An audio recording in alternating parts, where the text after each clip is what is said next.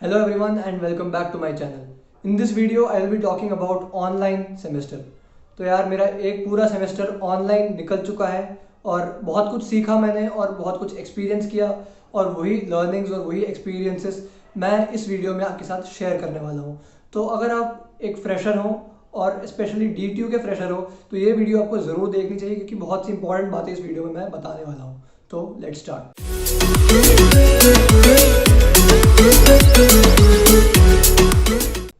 तो यार सबसे पहले मैं ये बताना चाहूँगा कि online semester is much different from offline semester.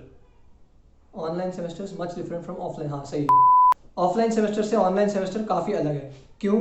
क्योंकि ऑफलाइन सेमेस्टर में क्या होता था कि आपका एक मिड टर्म एग्ज़ाम, एक एंड टर्म एग्ज़ाम, कहानी ख़त्म।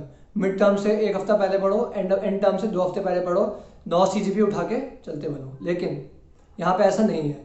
यहाँ पे आपका कंटिन्यूस एवेल्यूएशन होता है। कंटिन्यूस एवेल्यूएशन क्या मतलब है? आपका हर रोज़ पूरे पूरे टाइम आपका एवेल्यूएशन चलता रहेगा। तो अगर आप ये सोच रहे हो कि यार एग्जाम से 2 दिन पहले पढ़ के निकाल देंगे तो थोड़ा सा आपके लिए मुश्किल हो जाएगा इस सेमेस्टर। सबसे पहले तो आपका एंड टर्म कॉम्पोनेंट जो है, एंड टर्म को 2 हिस्सों में बांटा गया है। एक तो है आपका सरप्राइज टेस्ट और एक है आपका क्लास टेस्ट। अब सरप्राइज टेस्ट यार आपको जो भी क्लास में पढ़ाया गया है, कभी भी किसी भी क्लास के टाइम अचानक से बिना बताए आपका सरप्राइज टेस्ट हो सकता है। तो सबसे पहला पॉइंट मेरा यही है कि आप क्लास में ध्यान जरूर देना। आप ये मत करना कि क्लास में चल कुछ और रहा है और आपको पता ही नहीं है क्या चल रहा है, आप होश में ही नहीं हो। तो यार अगर आप ये करते हो तो आपका काफ़ी नुकसान हो सकता है। आप थोड़ा बहुत आइडिया ज़रूर रखना कि क्लास में चल क्या रहा है और प्रैक्टिस करते रहना साइड बाय साइड, क्योंकि मान लो कभी आपका अचानक सरप्राइज टेस्ट हो गया तो आपको दिक्कत नहीं होनी चाहिए। और सेकेंडली अगर मैं क्लास टेस्ट की बात करूँ तो 3 क्लास टेस्ट होंगे आपके टोटल और 3 में से आपके बेस्ट 2 कंसिडर करे जाएंगे। तो क्लास टेस्ट मोस्ट प्रोबेबली आपका गूगल फॉर्म के थ्रू होगा। हमारे मोस्टली हमारे टीचर्स ने गूगल फॉर्म्स के थ्रू हमारा क्लास टेस्ट कराया था और उसमें मोस्टली MCQ बेस्ड क्वेश्चन होते हैं और जो कि न्यूमेरिकल टाइप्स होते हैं। तो जैसा कि आपने JEE मेंस तो दिया ही होगा, उसमें 4 ऑप्शन होते हैं, 4 में से 1 सही होता है। तो एग्जैक्टली वही पैटर्न रहेगा, बस यहाँ पे नेगेटिव मार्किंग शायद नहीं होगी and that depends on teachers. तो और एक और बात मैं आपको बताना चाहूँगा कि जो क्लास टेस्ट है उसमें यार टाइम बहुत कम मिलता है और टीचर्स जानबूझ के टाइम कम देते हैं क्योंकि बच्चे और भी तरीके अपना लेते हैं अगर टाइम ज़्यादा दिया जाए। समझ रहे होगे आप क्या तरीके, और वो तरीके आप ना अपनाना, यही मेरी एडवाइस है, ऑनेस्ट रहना। तो क्लास टेस्ट में आपके MCQ टाइप क्वेश्चंस होंगे और सिंगल करेक्ट होगा हर कोई। तो क्लास टेस्ट में जो भी सिलेबस आएगा आपको बता दिया जाएगा और अकॉर्डिंगली आप प्रैक्टिस करके, थोड़ा बहुत प्रैक्टिस करके, थोड़े बहुत कॉन्सेप्ट्स क्लियर करके आप क्लास टेस्ट बहुत आराम से मैनेज कर सकते हो। बस इंपॉर्टेंट बात यहाँ ये है कि आप क्लास में जो चल रहा है उसको साइड बाय साइड प्रैक्टिस करते रहना, बिल्कुल छोड़ मत देना।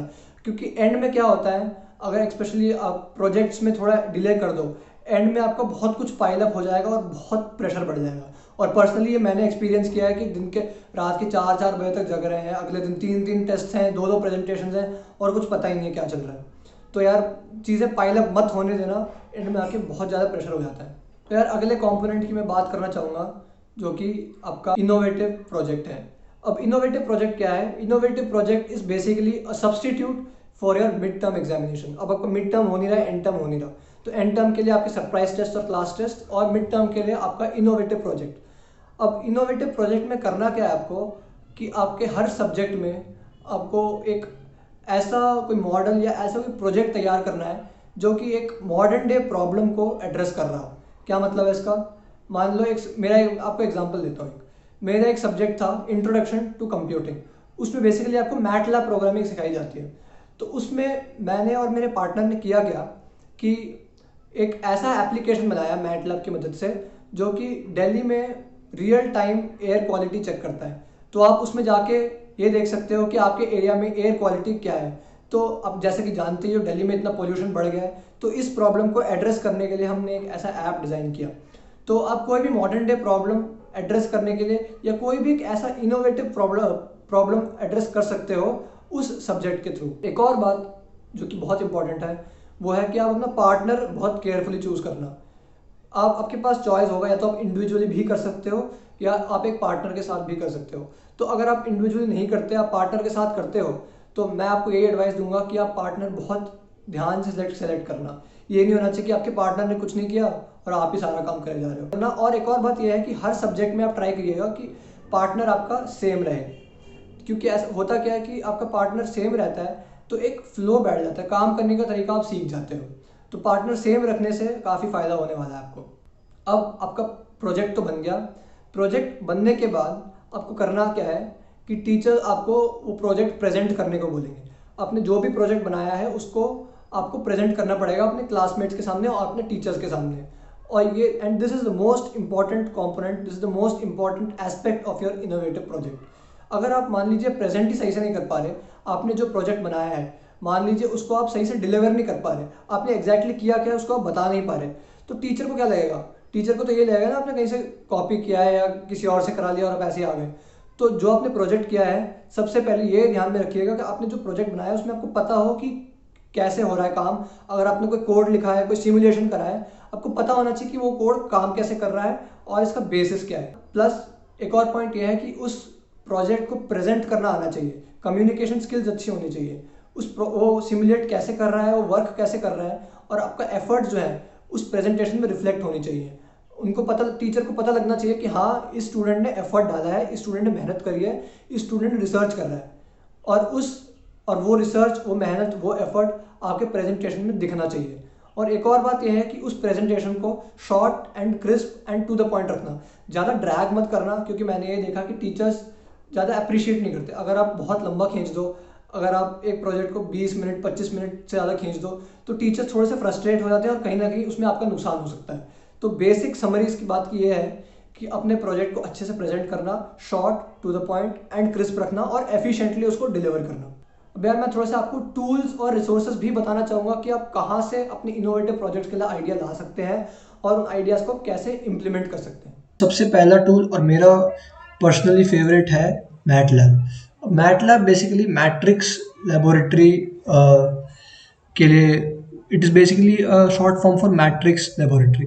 यहाँ पे सारा काम मैट्रिसेस के हेल्प से होता है। तो आप मैटलैब में क्या कर सकते हो, जो कॉम्प्लिकेटेड मैथमेटिकल प्रॉब्लम्स हैं, जो फिजिक्स के प्रॉब्लम्स हैं, उनको आप मैटलैब की मदद से काफ़ी आराम से सॉल्व कर सकते हो। और खाली फिजिक्स और मैथ्स नहीं, इंजीनियरिंग में बहुत वाइड एप्लीकेशन है मैटलैब के। अगर मैं एक छोटा सा एग्जांपल दूँ, एक बहुत छोटा सा एग्जांपल है, आपने 11th-12th में भी पढ़ा होगा, ये basically veins displacement law simulate करने के लिए एक प्रोग्राम दिखा रहा है। तो अगर आप ध्यान से देखो, जैसे जैसे टेम्परेचर बढ़ता जा रहा है, अब जानते हो कि कोई भी अगर ऑब्जेक्ट है उसको हम हीट अप कर दूँ तो रेडिएशन छोड़ता है।